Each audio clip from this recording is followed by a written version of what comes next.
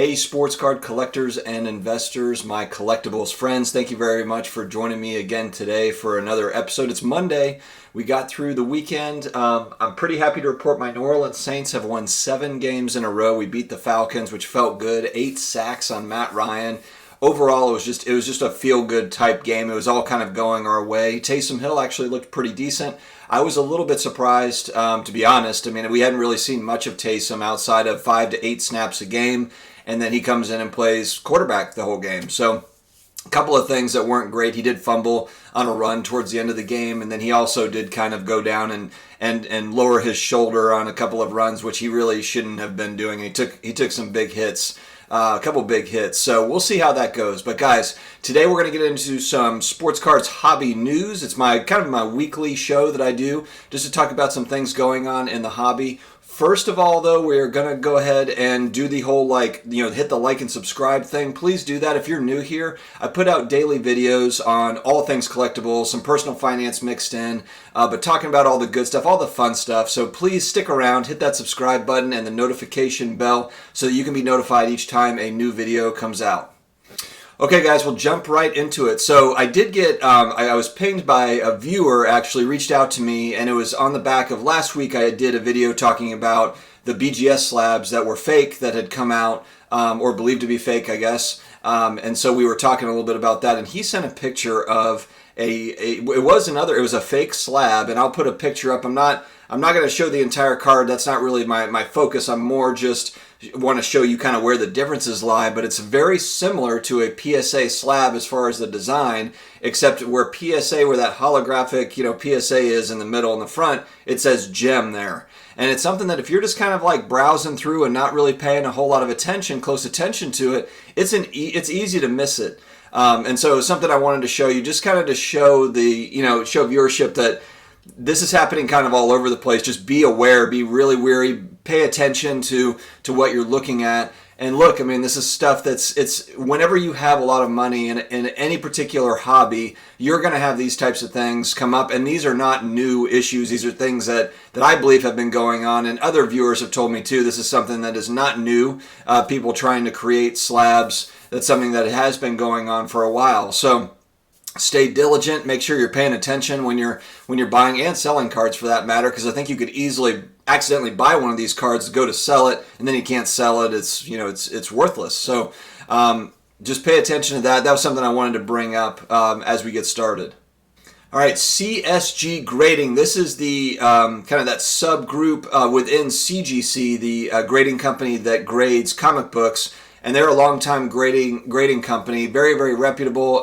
They've hired, I believe it's 2 graders away from BGS, away from Beckett, to work with them. They're not up and running yet, but they have released kind of a promo video, and they have a picture of what their slabs will look like. I really like the look of the slab, and it's got the subgrades. There's different things going on. I think that, though, with the stuff that's going on with BGS, I was looking at their slab, and maybe it's just something that I'm missing. I don't know if they're going to have a registry or how it's going to work, but I'm more interested in security on the slabs now than I have ever been before, just making sure that they're not duplicated, etc.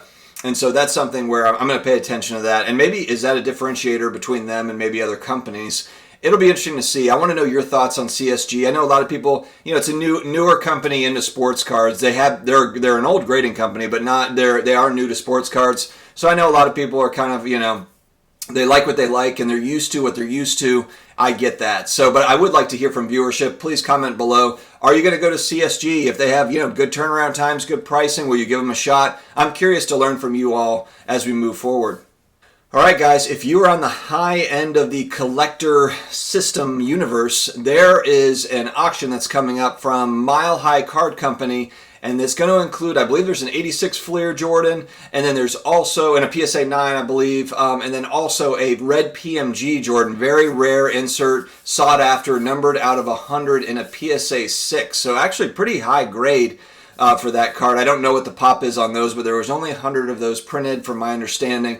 And they are highly, highly sought after. Obviously, we know about the green PMG being mega rare and maybe the most sought after basketball card in the market. One of them, at least modern cards. And so you've got the red version, which I actually like the red version. Maybe it's because of the Bulls colors. I like the red version better than the green as far as just aesthetically how it looks. But that's going to go up on auction. So if you've got some cash for it and you're ready to roll, Red PMG Jordan is going up. It's Mile High Card Company, I believe, is the company that's doing that auction. It's their last auction of the year. Should mention, too, a lot of the news that I'm getting today, sportscollectorsdaily.com is the website that has a lot of this information. Fantastic site that I go to for news, and just they're awesome. So definitely check them out and check out what they have to offer. Another really good article about sneakerheads getting into cards, into sports cards, and this is when I say sneakerheads, it's the people that are buying and selling sneakers, rare sneakers, etc. And this is no shock to me whatsoever, but it's basically saying there was an interview with a rep at StockX, and what they were saying is a lot of their more sought after cards, more than 50% of the people buying those cards were also buying sneakers. So it was just saying that there's a lot of crossover between sneaker buying and card buying, which it makes a lot of sense to me. And also just, it's a lot easier to get the inventory typically on sports cards. I mean, I know there's rare sports cards, but for sneakers, you're really hustling. And not to say that you're not hustling in cards, sports cards, as far as getting retail boxes at Walmarts and Targets. There's certainly some hustle there. There's hustle if you're looking for rare cards and having to, reach out to the community and trying to find those cards. Definitely hustle in sports cards, but there's a lot of hustle. I've never done the sneaker stuff, but I'm just hearing the stories of what people go through to get these sneakers. If you're good at that, or if you're interested in that and you're interested in sports, you're probably going to be interested in sports cards. So that crossover makes absolute sense to me. Also, just, a lot easier on the inventory side. I remember seeing videos of guys buying and selling sneakers that also, they've got a whole room that's full of boxes of sneakers. If you have a whole room full of cards, you could have tens of thousands of cards in there. So it's a lot easier to keep inventory. And then I've also heard with sneakers, they can depreciate, they can deteriorate. It's harder to keep them in good shape because it's a sneaker, and not necessarily a card. And I don't think there's graded sneakers. So you're dealing with raw sneakers boxes, I believe. Maybe I'm wrong on that. Maybe they have now grading for sneakers, but I think that with cards, it's a little bit easier to navigate. So it makes complete sense to me that those people have shifted over, especially during these times where it's not easy to get out to retail stores, etc. All right, last but not least, guys, I want to talk about kind of another interesting article talking about kind of what's been pushing those Panini basketball card releases back this year. And essentially what Panini has come out and said, which again, it makes sense, is because you had the season schedule change to where the season ended in the fall. There was no summer league, there's no rookie photo shoot, there's no training camp, and then you also have just access to players. It's been more difficult. They have been able to work around a lot of that to get autographs and stuff, but that's the reason why they've had to push back these products, is because just access to everything, and then also just the scheduling for it all has really pushed back those basketball products. So we'll see. I mean, there's a lot going on in sports. In football, Joe Burrow went down yesterday. What does that mean for Prism football? I still think Prism football is going to sell out just the way that it was, but curious to see kind of how the market reacts to all of these things. Joe Burrow being a very sought-after rookie, maybe the most sought-after rookie in that Prism football set. I'm just curious to see. These are all kind of great data points to see what happens. How does the card market react to it?